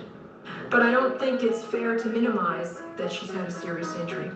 And while she has recovered, lasting effects may show up later.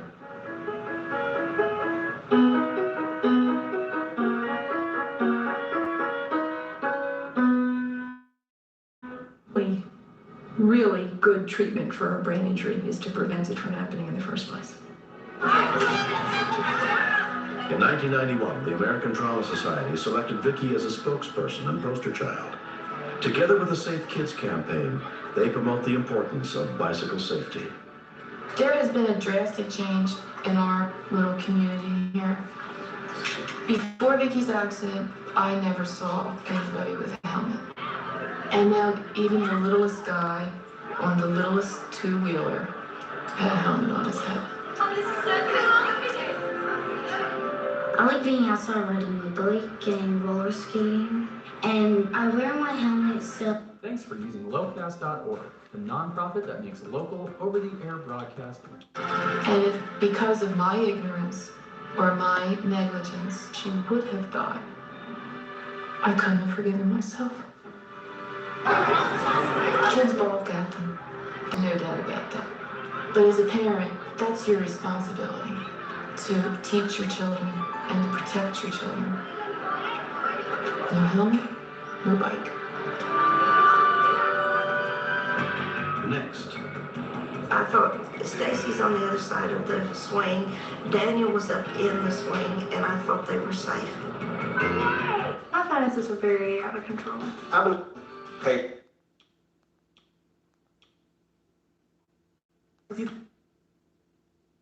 Work.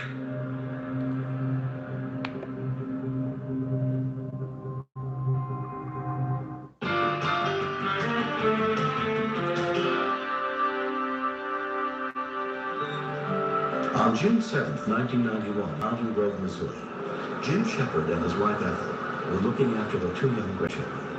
Ethel, she's a very overly protective grandmother. Her preference was not to leave them in the house unattended. Daniel, he would run up to the side of the moor when I wasn't even aware that he was there. And it had just scared me terrible. And so I had sent him back up there and would tell him, don't come back down here now. If you want Grandma to do something, wave at me.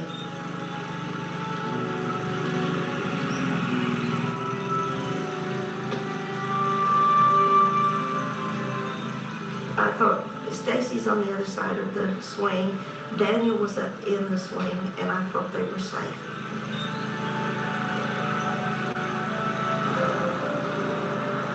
I was holding the swing back when my grandma was coming. He was gonna try to beat the lawnmower. The next thing I remembered, I was standing against the pole. And I had a hold of the handlebars and I was trying to raise it up off of him. Daniel's older brother Larry rushed outside to help. I heard Stacy scream. I said, well, you can see bone. I mean, you can see it was just taken out. I couldn't think of anything only just other than, dear God, help us. I knew he was still alive. And then I saw the blood begin to squirt. And that's when I knew I had to stop the bleeding. A St. John's ambulance was immediately dispatched. Grandma, he said, "You're hurting me." There was just a sick feeling just right in the very pit of your gut there, that all of the bone and everything had been just chopped and eaten away by the moor blade. I began to pray and ask the Lord to give me strength to keep it shut off, that he would make it.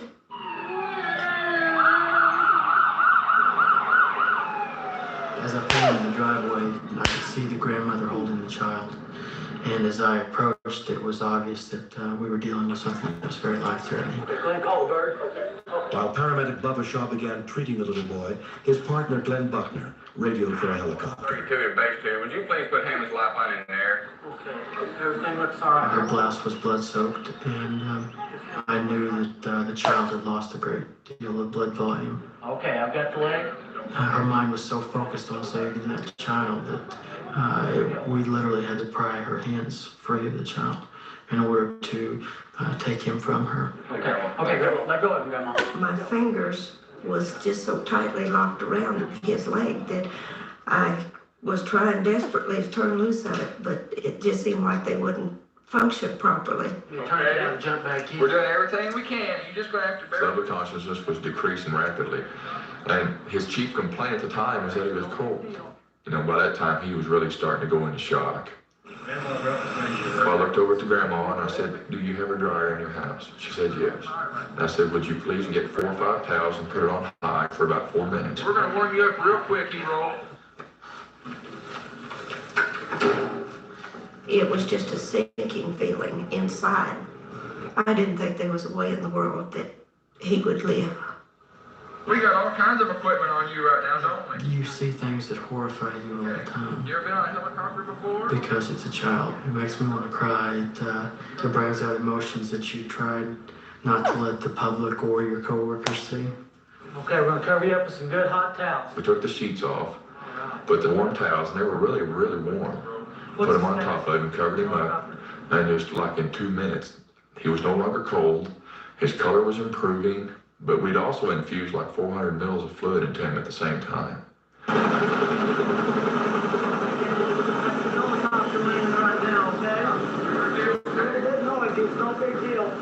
It's very hard to work on a child that you know may not make it.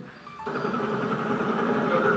the family was there, and they were like, "My God, what has just happened?" Because it happened so quick, you know. And after the little boy left, that's when it all really started sinking in. And I know for a fact that I gave Grandma a hug and thanked her for being so strong. And when they drove to the hospital and they drive safely, and just take their time. A call was placed to Daniel's parents to inform them that their son was being airlifted by Lifeline to St. John's Hospital, 65 miles away. There, a trauma team was awaiting his arrival, led by Dr. Rosella Maastricht. Tell me how this happened. He had lost a significant amount of blood at the scene and a lot of the muscle, so it was a very devastating injury for that child. Dr. Maastricht told Daniel's parents, Louise and Dennis Prock, that there was no hope of saving their 6-year-old son's life. Plastic surgeon, I've been trained and reclaimed. It just seemed like I was just in a nightmare. I didn't know for sure if he was even going to die. I didn't really know what to say to him. I was just shocked. My nerves just seemed like they just wanted to fly out of my body, you know, when it happened.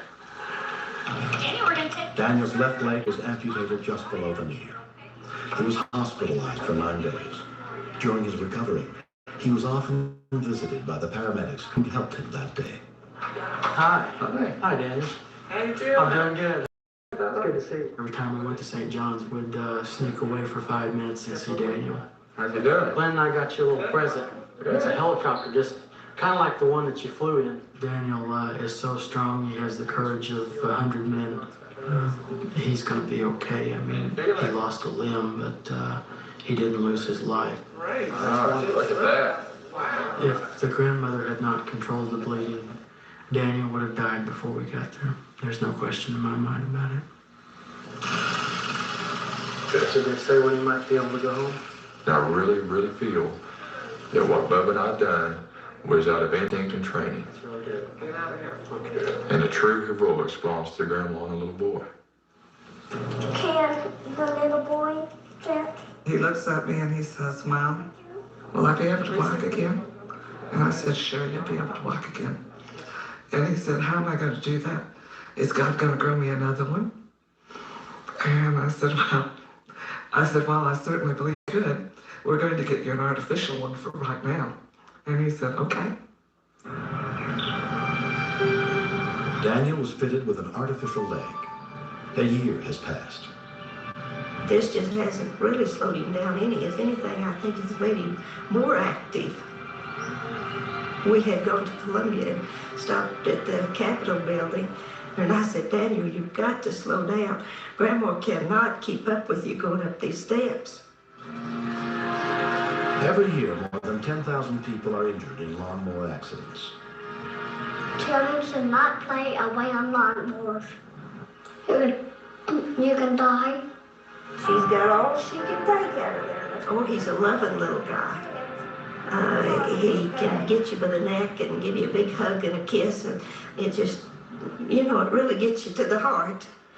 The real handicap in people comes from how they feel about themselves. And if he thinks he can do it, he could do anything he ever wanted to do. Stay tuned to get 2 rolls of Alien Tape free.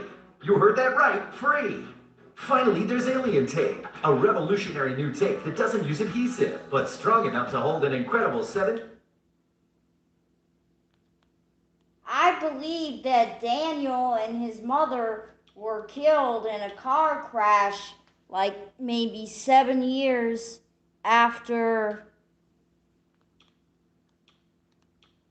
the accident happened. So Daniel, the boy that got hit by the lawnmower and lost his leg, he has passed away. He's probably up in heaven.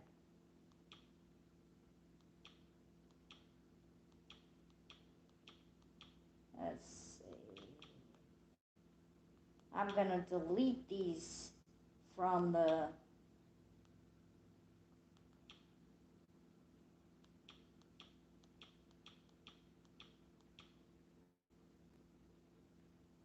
didn't put that one up. Ghastly Hero. Ladies Now Tramp. I put that one up.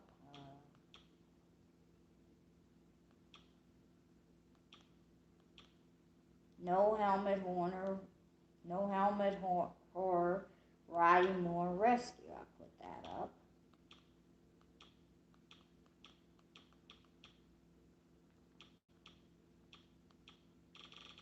See, I got a bunch of Rescue 911 stored on here. Okay, I'm going to put more Rescue 911 streams up this weekend, like Saturday and Sunday.